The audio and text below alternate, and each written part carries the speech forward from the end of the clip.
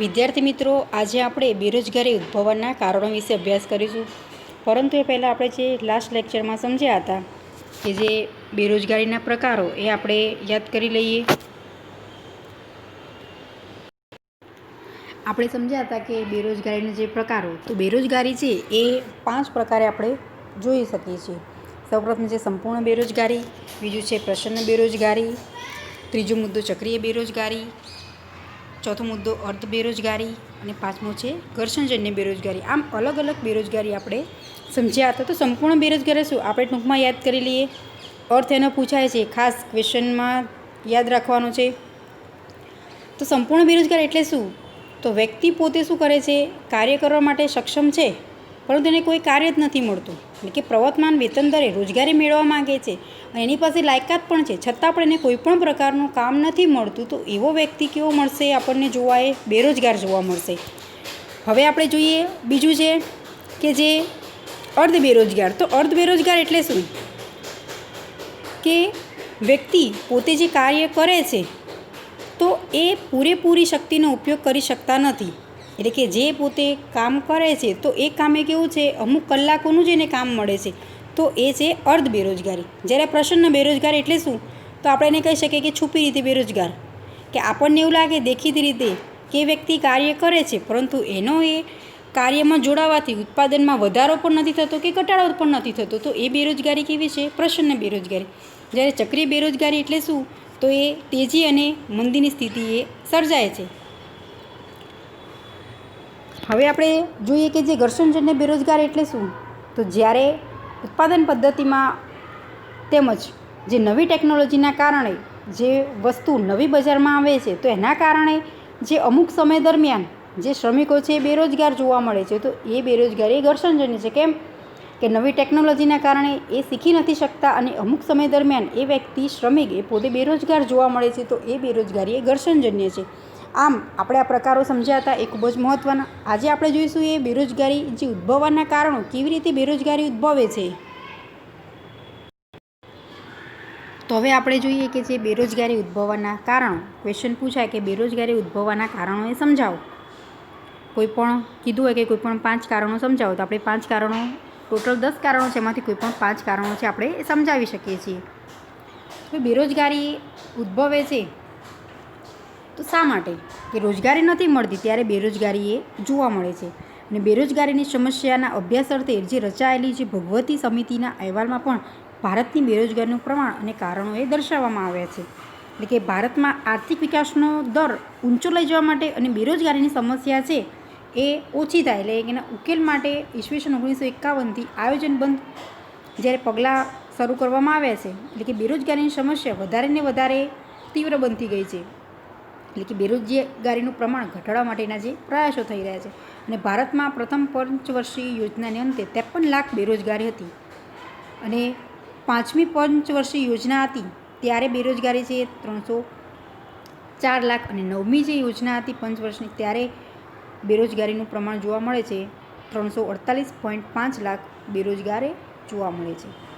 તો આમ આપણે જોઈએ કે જે બેરોજગારી છે ઉદ્ભવવાના કારણો, તો બેરોજગારી ઉદ્ભવવાના કુલ 10 કારણો છે. સૌપ્રથમ છે કે જે વસ્તી વૃદ્ધિનો ઊંચો દર, બીજો મુદ્દો છે રોજગારીની તકોમાં ધીમો વધારો, ત્રીજો મુદ્દો છે બચત અને મૂડીરોકાણનો નીચો દર, ચોથો મુદ્દો છે મૂડી પ્રધાન ઉત્પાદન પદ્ધતિ, પાંચમો છે વ્યવસાયિક શિક્ષણનું નીચું પ્રમાણ, છઠ્ઠો મુદ્દો માનવ શક્તિના આયોજનનો અભાવ, સાતમો મુદ્દો છે જાહેર ક્ષેત્રની બિનકાર્યક્ષમતા, આઠમો મુદ્દો છે કૃષિ ક્ષેત્રે વિકાસની અવગણના, નવમો મુદ્દો છે શ્રમની ઓછી ગતિશીલતા, 10મો મુદ્દો છે અપૂરતી માળખાકીય સુવિધા. આમ કુલ આપણને જે બેરોજગારી છે એ 10 રીતે આપણે જોઈ શકીએ છીએ એના જે કારણો છે. તો હવે આપણે દરેક કારણો છે એની વિસ્તૃતમાં સમજીએ. આ રીતે મેં દરેક મુદ્દા છે એને સૌપ્રથમ ડ્રો કરીને દર્શાવ્યું છે. ક્વેશ્ચન પૂછાય એટલે ખાસ ધ્યાનમાં રાખવાનું છે કે દરેક મુદ્દા છે એ સૌપ્રથમ આપણે આ રીતે દર્શાવવાના છે, ત્યારબાદ જ હું એને વિસ્તૃતમાં એ સમજાવીશ. હવે આપણે જોઈએ સૌપ્રથમ કે વસ્તી વૃદ્ધિનો ઊંચો દર, તો એના કારણે કેવી રીતે બેરોજગારી જોવા મળે છે. જો દેશમાં ખૂબ જ વસ્તીમાં વધારો થાય છે તો એકંદરે આપણે જાણીએ છીએ કે જેટલી વસ્તી વધારે છે તો એટલી સામે રોજગારી જો મળી રહે તો બેરોજગારી ના જોવા મળે, પરંતુ હકીકતમાં વસ્તી વધે છે પરંતુ સામે એટલી રોજગારી એ દરેક વ્યક્તિ નથી મળતી, માટે બેરોજગારી એ જોવા મળે છે. એટલે કે ભારતમાં વસ્તીનું કદ અને જે વસ્તી વૃદ્ધિનો દર છે એ ઊંચું પ્રમાણ છે.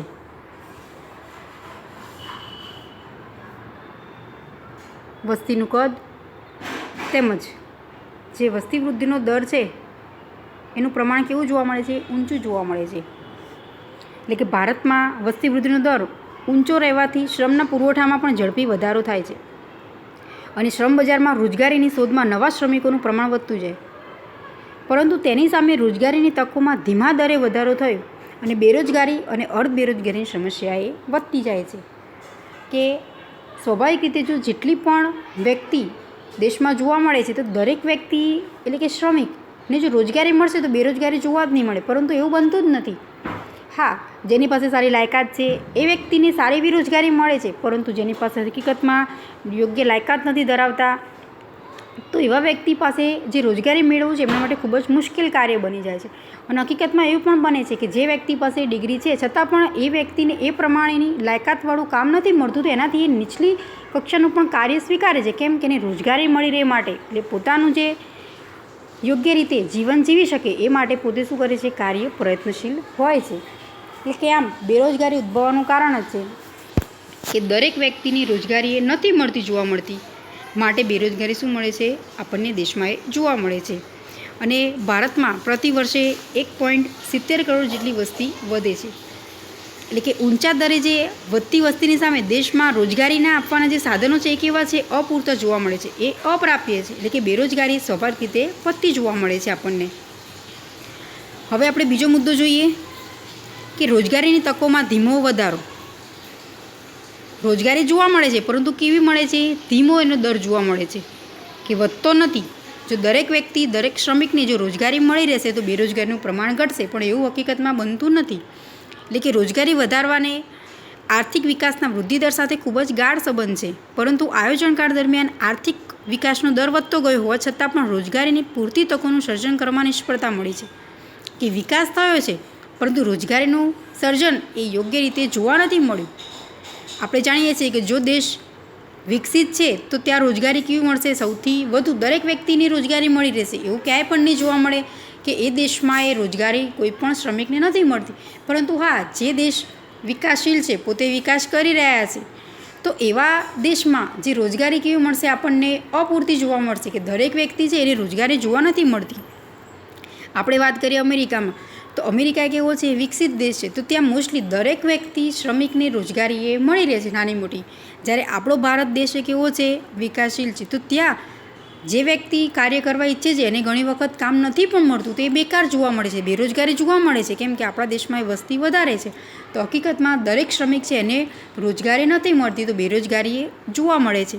એટલે કે ભારતનો રોજગારી વગરનો આર્થિક વિકાસ એ સૂચવે છે.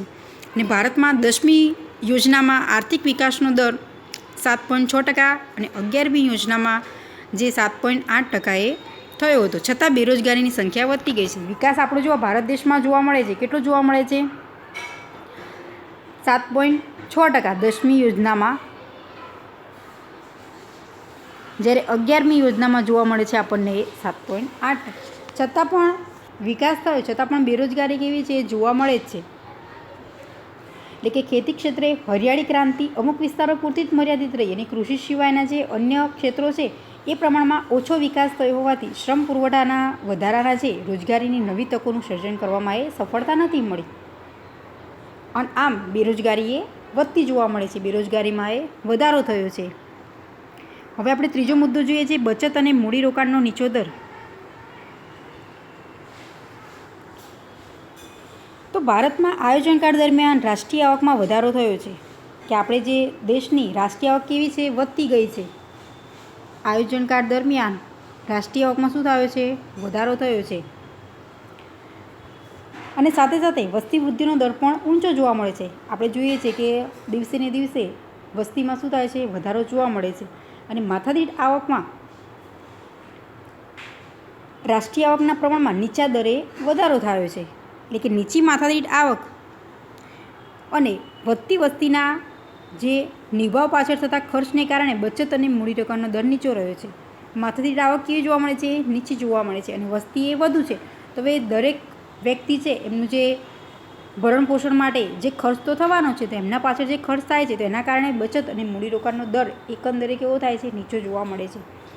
એટલે કે આ દર એ નીચો હોય છે. એટલે કે ઉદ્યોગ ક્ષેત્રે, ખેતી ક્ષેત્રે અને અન્ય ક્ષેત્ર પૂરતો પ્રમાણમાં નવી રોજગારીની તકો ઊભી થતી નથી. એટલે કે આમ બેરોજગારીની સમસ્યામાં વધારો જોવા મળે છે. બેરોજગારીની સમસ્યા એ પ્રવર્તે છે. હવે આપણે જોઈએ ચોથો મુદ્દો કે મૂડી પ્રધાન ઉત્પાદન પદ્ધતિ. કે ભારતમાં મૂડીની અછત અને શ્રમની છત છે. એટલે કે બીજી પંચવર્ષીય યોજનાથી મોટા અને જે પાયાના ઉદ્યોગોનો વિકાસની નીતિ અપનાવવામાં આવી. જે મોટા ઉદ્યોગો છે તેમની જે નીતિ છે એટલે કે તેમની શરૂઆત કરવામાં આવી છે. એટલે કે પંચવર્ષીય યોજનાઓમાં પણ મૂડી પ્રધાન ઉત્પાદન પદ્ધતિના પ્રમાણમાં શ્રમ પ્રધાન ઉત્પાદન પદ્ધતિથી ને ઓછું મહત્ત્વ આપવામાં આવ્યું છે. શ્રમ પ્રધાન એટલે શું? તો જે શ્રમિકો કાર્ય કરે છે એમને જે ઓછું મહત્ત્વ આપવામાં આવે છે. મૂડી પ્રધાન છે એમને વધુ મહત્ત્વ આપવામાં આવે છે. મૂડી પ્રધાન ઉત્પાદન પદ્ધતિના પ્રમાણમાં શ્રમ પ્રધાન ઉત્પાદન પદ્ધતિ છે ને ઓછું મહત્ત્વ આપવામાં આવ્યું છે. એટલે કે પરિણામે બેરોજગારીની સમસ્યા એ તીવ્ર બનતી ગઈ છે. કે આપણે જાણીએ છીએ કે રેલવે, સિંચાઈ, રસ્તા, બાંધકામ તેમજ રાજ્યના અન્ય જાહેર ક્ષેત્રોને જે મૂડી પ્રધાન ઉત્પાદન પદ્ધતિનો ઉપયોગ વધતો જાય છે. એટલે કે બેરોજગારીની સમસ્યા એ ઉદ્ભવે છે. એટલે કે બેરોજગારીના અભ્યાસ માટે જે આપણે જાણીએ છીએ કે વ્યક્તિ છે ને રોજગારી મળવી જોઈએ. જો નથી મળતી ત્યારે શું જોવા મળે છે? બેરોજગારી જોવા મળે છે. આપણે જે સમજ્યા કે જે ઊંચી વસ્તી વૃદ્ધિનો દર છે તેમાં રોજગારીની તકો છે એમાં ધીમો વધારો છે. તો આ બધાનો આપણે સર્વે કર્યો એમ જાણવા મળે છે કે રોજગારી નથી મળતી ત્યાં બેરોજગારી કેવી છે? ખૂબ જ ઉદ્ભવે છે. એટલે કે તીવ્ર જોવા મળે છે. હવે આપણે જોઈએ પાંચમો મુદ્દો કે જે વ્યવસાયિક શિક્ષણનું નીચું પ્રમાણ. કે જો હકીકતમાં શિક્ષણ ઓછું હોય ત્યારે પણ બેરોજગારી ઉદ્ભવે જ છે. કે એવું નથી હોતું કે દરેક વ્યક્તિ પાસે હકીકતમાં લાયકાત હોય તો દરેક વ્યક્તિને રોજગારી મળી રહે છે. અમુક સંજોગોમાં એવું પણ બને છે કે વ્યક્તિ જો એની પાસે ડિગ્રી નથી હોતી તો ત્યારે પણ એ વ્યક્તિને રોજગારી એ નથી મળતી જોવા.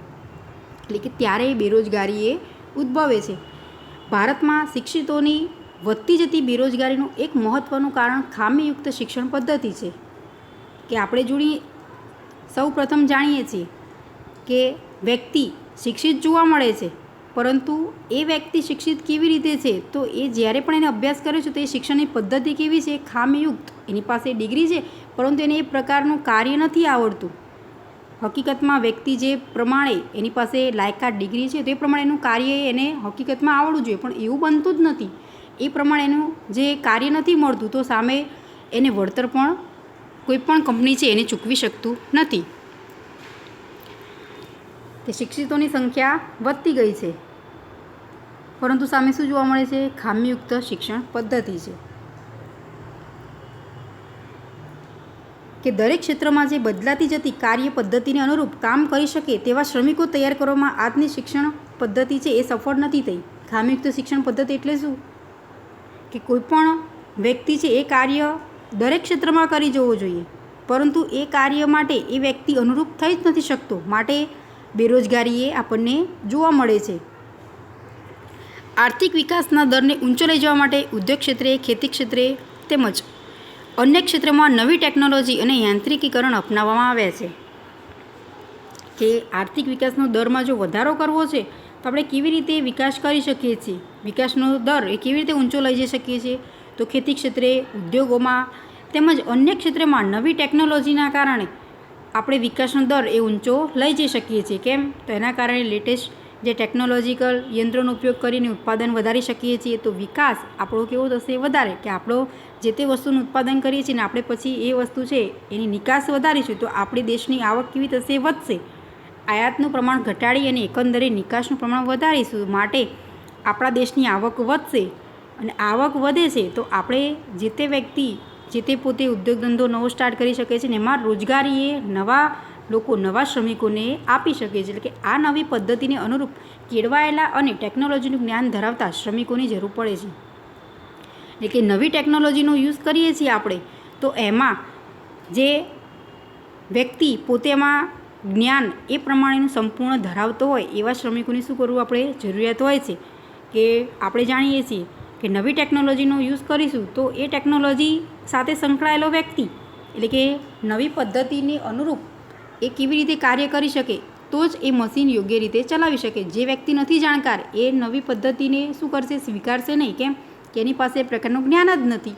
કોઈ પણ વ્યક્તિ છે જો નથી જાણતો તે એ યંત્ર છે પોતે ચલાવી નહીં શકે. જે વ્યક્તિ પાસે એ જ્ઞાન છે ટેકનિકલ, એ જ એને શું કરી શકે છે, સારી રીતે સમજી શકે છે ને સારી રીતે એનો ઉપયોગ કરી શકે છે. આપણે જાણીએ છીએ દાખલા તરીકે કે જે ટેકનોલોજી કોમ્પ્યુટરનો ઉપયોગ હાલની આપણે સૌથી વધારે વપરાશ કરીએ છીએ. જ્યારે પહેલાંના સમયમાં કોમ્પ્યુટરનો એટલો બધો વપરાશ નહોતો, તો જે વ્યક્તિ છે અમુક જાણકાર નથી પણ હોતા, પરંતુ હા હાલની જનરેશન પ્રમાણે જે ટેકનોલોજીમાં આપણે કામ કરીએ છીએ તો કોમ્પ્યુટરથી જ સૌથી વધારે મેક્સિમમ કામ એ થતું જોવા મળે છે, કોમ્પ્યુટરની મદદથી જ.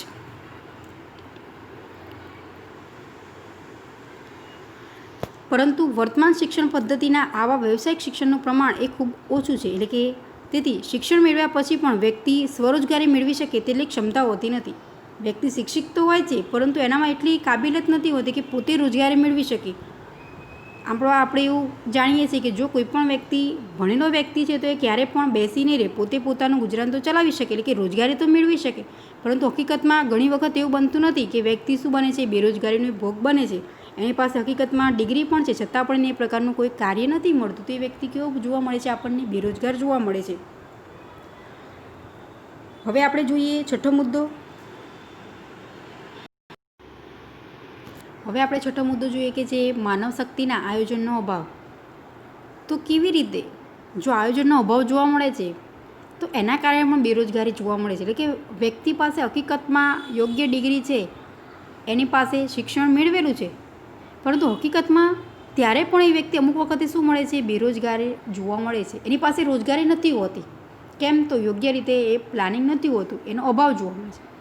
કે દેશમાં વર્તમાન સમયે જે પ્રકારની શ્રમની માંગ થાય છે તે સંદર્ભમાં પૂરતો યોગ્ય શ્રમનો પુરવઠો પ્રાપ્ત થાય તેવા પ્રકારની માનવ શક્તિનું જે આયોજન કરવા માટેની શિક્ષણ વ્યવસ્થા ઊભી થઈ નથી.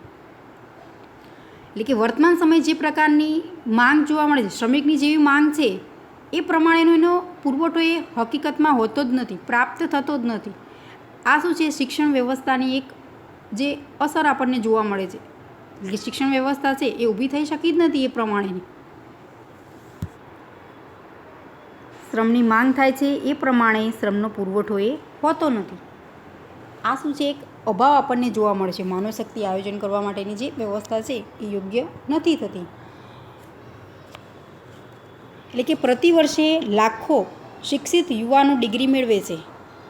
આપણે જાણીએ જ છીએ કે દર વર્ષે જે તે શ્રમિકો છે એ પોતે કામ તો કરે જ છે, પરંતુ એ કાર્ય પોતાની લાયકાત પ્રમાણે પોતે હકીકતમાં કુશળ છે એમાં એ કાર્ય કરી શકે છે.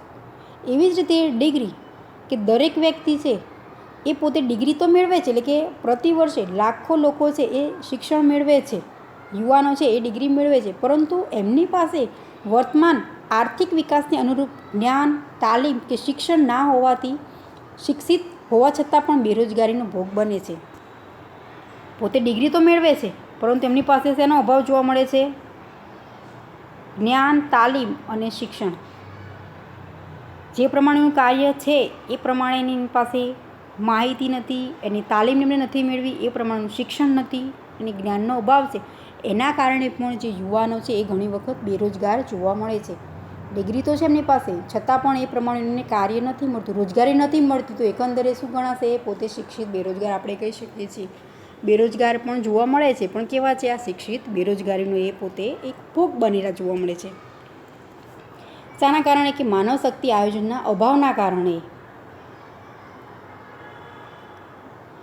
કે આમ કેટલાક સંજોગોમાં રોજગારી કે વિકાસની અપૂરતી તકોને કારણે ઉચ્ચ લાયકાત ધરાવતા ડૉક્ટર અને એન્જિનિયર દેશમાં યોગ્ય કામ ના મળતા એ વિદેશમાં જાય છે.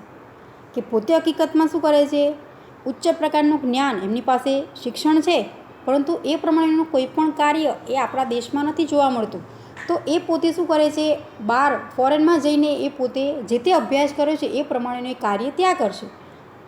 હવે કોઈ પણ વ્યક્તિ છે એ આપણા દેશમાં જો કામ નથી કરતો, રોજગારી નથી મેળવતો, તો એ પોતે શું કરે છે, વિદેશમાં જઈને પોતે રોજગારી મેળવે છે. અને હા, કોઈ પણ જો ઉદ્યોગ ધંધો એ પોતે વિદેશમાં જઈને સ્ટાર્ટ કરે છે તો ત્યાંના શ્રમિકોને પોતે રોજગારી પૂરી પાડશે.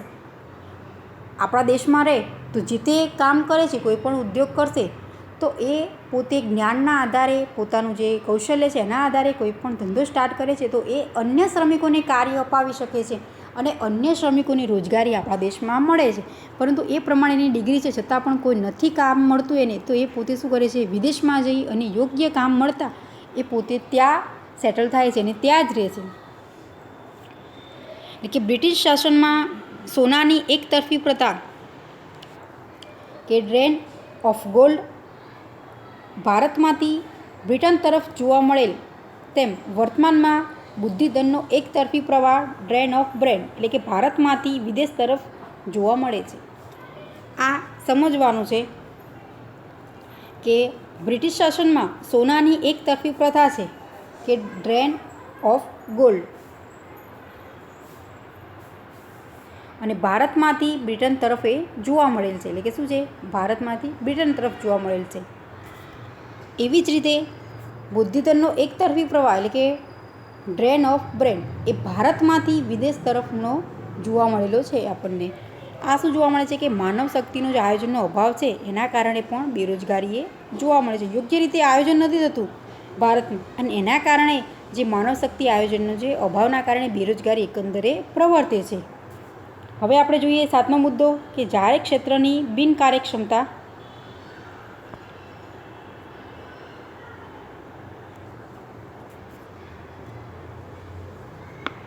તો ભારતમાં ખાનગી ક્ષેત્ર કરતાં જાહેર ક્ષેત્રના વિકાસને વધારે મહત્ત્વ આપવામાં આવે છે.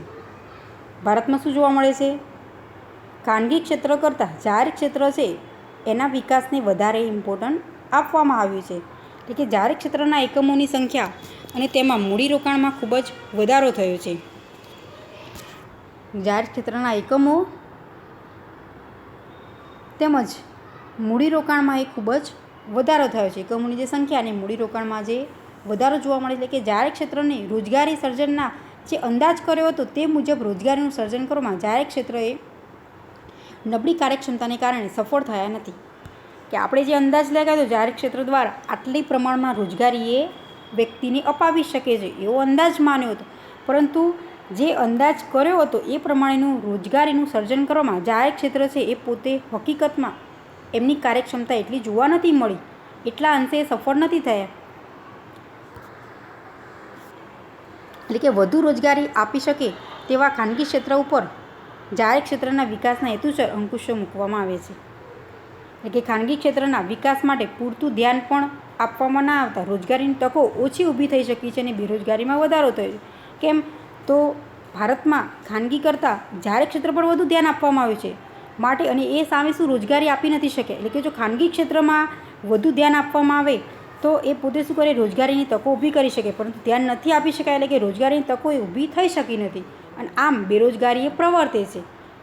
સૌથી વધારે ધ્યાન શેના પર આપવામાં આવ્યું છે, જાહેર ક્ષેત્ર પર જ ધ્યાન આપવામાં આવ્યું છે. આપણે એવું અનુમાન લગાવ્યું હતું કે રોજગારી એ સંપૂર્ણ રીતે પૂરી કરી શકશે, પરંતુ એ અંદાજ કેવો પડ્યો, ખોટો પડ્યો અને ખાનગી ક્ષેત્રોને બિલકુલ ધ્યાન ના આપ્યું માટે જે રોજગારીની તકો છે ઊભી થઈ શકી નહીં. એટલે કે આમ એકંદરે બેરોજગારી એ જોવા મળે છે.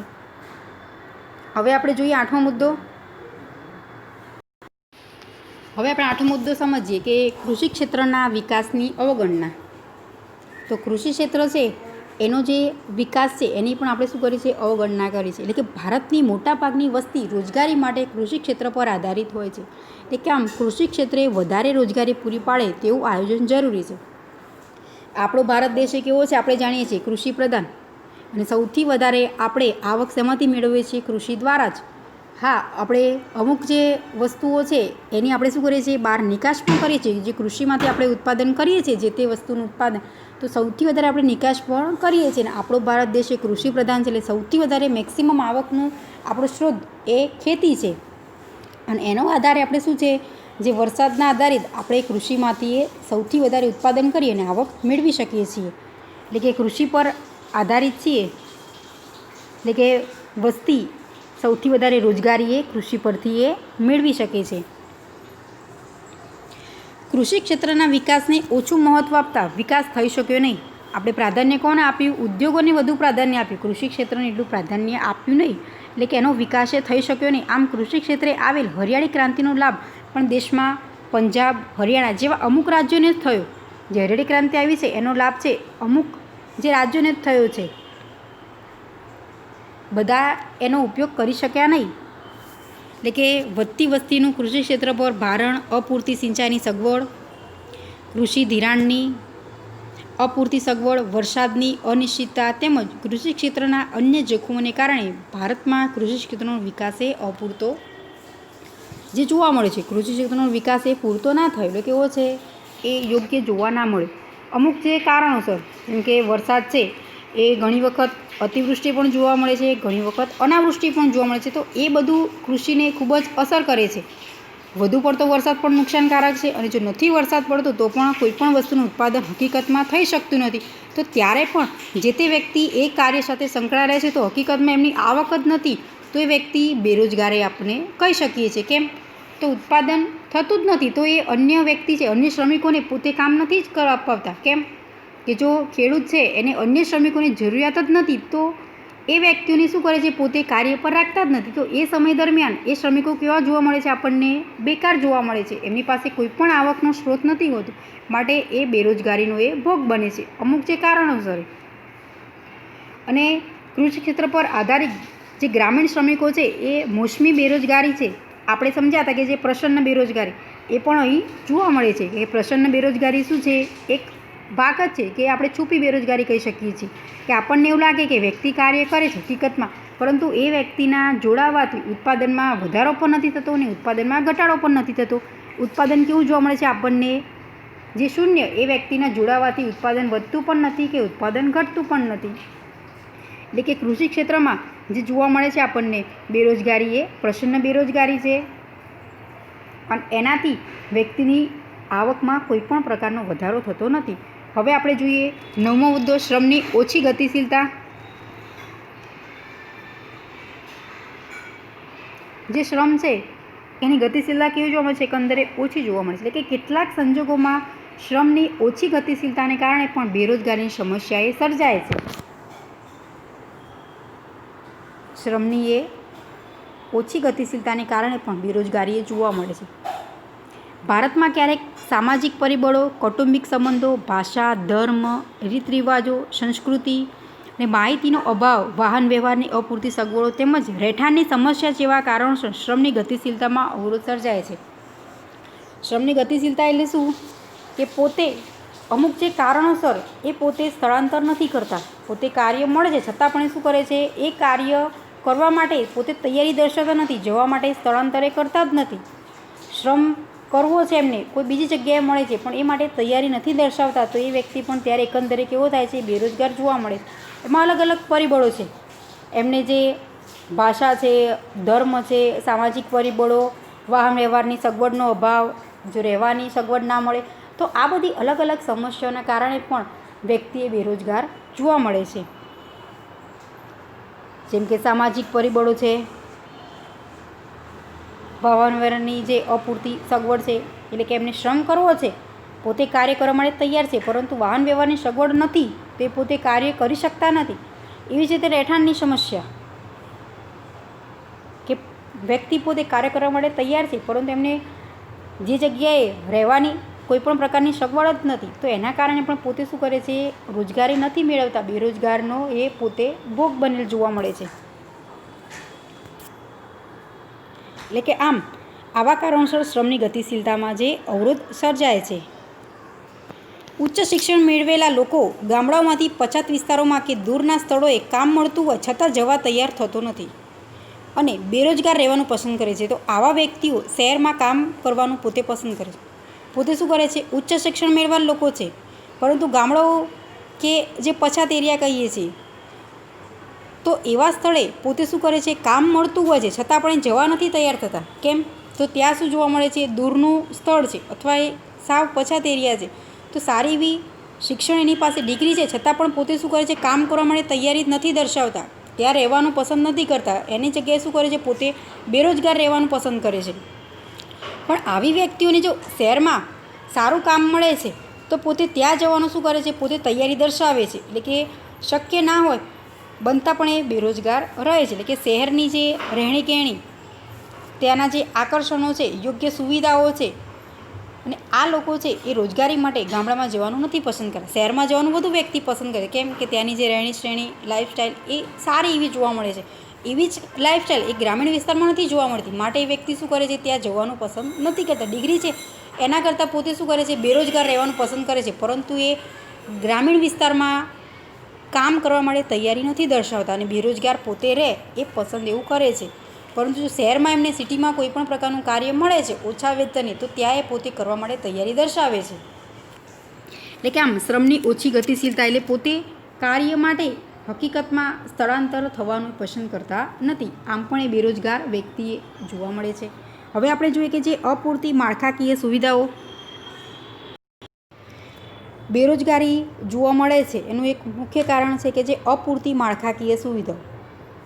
તો ગામડામાં અપૂરતી વાહન વ્યવહારની સગવડ, સારા રસ્તાઓની ઓછી સગવડ, શિક્ષણ, આરોગ્ય અને વીજળીની અપૂરતી સુવિધાઓ હોવાથી ગ્રામીણ વિસ્તારમાં રોજગારીનું સર્જન મોટે પાયે કરી શકાતું નથી.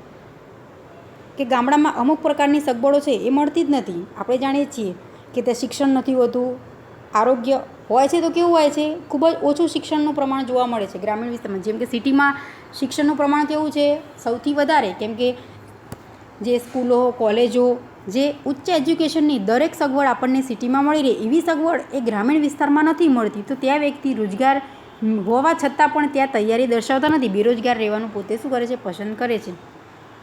એટલે કે વાહન વ્યવહારની સગવડ નથી, આરોગ્યની, શિક્ષણની, તેમજ જે વીજળીની અપૂરતી સુવિધાઓ આ બધી ગ્રામીણ વિસ્તારમાં જોવા નથી મળતી. એટલે કે ત્યાં રોજગારીનું સર્જન મોટે પાયે કરી શકાતું નથી. દાખલા તરીકે ગામડામાં ઉદ્યોગ માટે જે સસ્તા દરે શ્રમિકો અને કૃષિ ક્ષેત્ર સાથે સંકળાયેલા ઉદ્યોગોને કાચો માલ સરળતાથી મળી શકે છે. પરંતુ ઉદ્યોગો માટે સતત અને પૂરતી વીજળીની સગવડનો અભાવ હોવાથી લોકો ગ્રામીણ વિસ્તારમાં ઉદ્યોગો સ્થાપવા તૈયાર થતા નથી. હકીકતમાં ગ્રામીણ ક્ષેત્રે કોઈપણ વ્યક્તિ ઉદ્યોગ સ્ટાર્ટ કરે છે તો ત્યાં શ્રમિકો પણ કેવા મળી રહે છે આપણને, સૌથી વધારે મેક્સિમમ. કેમ કે ગામડામાંથી જે તે વ્યક્તિ છે મજૂરી કરવા માટે આપણને ઉદ્યોગ ધંધામાં સૌથી વધુ મળી રહેશે. આપણે એમને વેતન દર પણ કેવો ચૂકવીશું, ઓછો ચૂકવીશું તો પણ એ વ્યક્તિ કામ માટે આવશે, તૈયારી દર્શાવશે પોતે. પરંતુ હકીકતમાં જ્યાં સગવડોનો અભાવ જોવા મળે છે ત્યાં કોઈ પણ વ્યક્તિ ઉદ્યોગ ધંધો સ્ટાર્ટ કરતો નથી. કેમ કે વીજળીની સગવડ, પાણીની અપૂરતી સગવડ જોવા મળે છે. તો આ બધી જે સગવડનો જે અભાવ જોવા મળે છે એના કારણે પણ શું કરે છે, વ્યક્તિ એ પોતે ઉદ્યોગ ધંધો સ્ટાર્ટ નથી કરતા. અને આમ રોજગારી ન મળતા બેરોજગારી એ જોવા મળે છે. શ્રમિકો અને કૃષિ ક્ષેત્ર સાથે સંકળાયેલા જે ઉદ્યોગો છે એમને કાચો માલ સરળતાથી મળી રહે છે. છતાં પણ જે સગવડના અભાવને કારણે એ પોતે શું કરે છે, ગ્રામીણ વિસ્તારમાં ઉદ્યોગો એ શરૂ કરતા નથી. અને આમ બેરોજગારી એ સર્જાય છે. તો આમ આપણે જે સમજ્યા બેરોજગારીના કારણો કે શા માટે બેરોજગારી જોવા મળે, તો અલગ અલગ રીતે જોવા મળે છે. બેરોજગારી શ્રમની ઓછી ગતિશીલતાને કારણે, કૃષિ ક્ષેત્રના જે વિકાસની અવગણનાને કારણે જોવા મળે છે, મૂડી પ્રધાન ઉત્પાદન પદ્ધતિ, તેમજ જે માનવ શક્તિના આયોજનનો અભાવ, વ્યવસાયિક શિક્ષણનું નીચું પ્રમાણ. તો આમ અલગ અલગ કારણો છે એ બેરોજગારી એ ઉદ્ભવે છે. તો હવે આપણે નેક્સ્ટ લેક્ચરમાં જોઈશું કે જે બેરોજગારી ઘટાડવાના ઉપાયો